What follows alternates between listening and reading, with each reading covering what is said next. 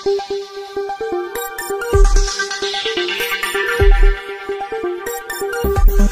स्वराज्य निवडणुका अगदी काही दिवसावर येऊन ठेपलेल्या आहेत।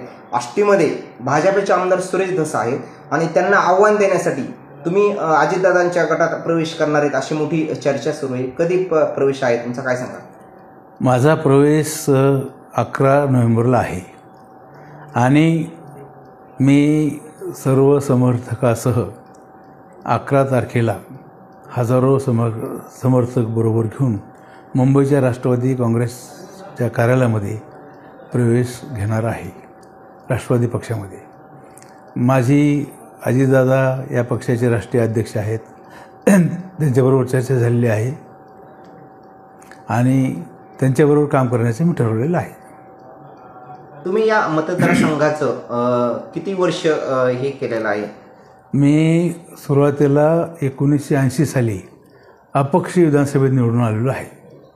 पुढे मी काँग्रेसमध्ये गेलो, नंतर भारतीय जनता पक्षात गेलो। यावेळेस मला भाजपने तिकीट नाकारल्यामुळं मी अपक्ष उभा राहिलो।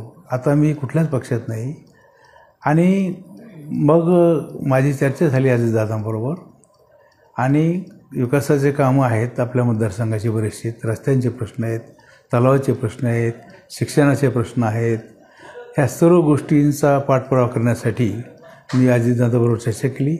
त्यांनी या सर्व गोष्टीला सहकार्य करण्याचं ठरवलेलं आहे, त्यामुळे मी त्यांच्याबरोबर जाण्याचा निर्णय घेतला।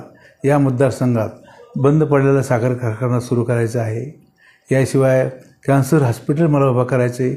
याशिवाय माझी अशी कल्पना आहे की या मतदारसंघामध्ये हजारो महिला आणि पुरुषांना लेबर ओरिएंटेड फॅक्टरी भविष्यात मला काढायची आहे, जेणेकरून या मतदारसंघातल्या लोकांना स्थलांतर कसं कमी होईल आणि त्यांना इथंच काम कसं मिळेल याच्यासाठी मी काही देशांचा दौरा करणार आहे। तिथं मला काही मित्र भेटलेले आहेत, त्यांनी मला तिकडं युरोपमध्ये बोलवलेलं आहे। तिथं जाऊन मी अनेक गोष्टीवर चर्चा करून भविष्यात पुढच्या 2-3 वर्षामध्ये या मतदारसंघामध्ये असं लेबर बेस गरीब माणसाला काम देता येईल असं एखादं मोठं युनिट मला काढायचं मी ठरवलेलं आहे। या सर्व गोष्टीमुळे मला असं वाटलं की अजितदादाचं नेतृत्व हे विकासशील आहे, खंबीर आहे, बोललेला शब्द पाळणारं आहे।